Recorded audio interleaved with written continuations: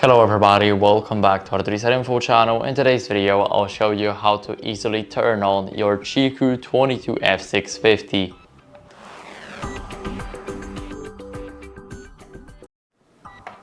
So as you guys can see, now I've turned it off and I'll show you guys how the process works.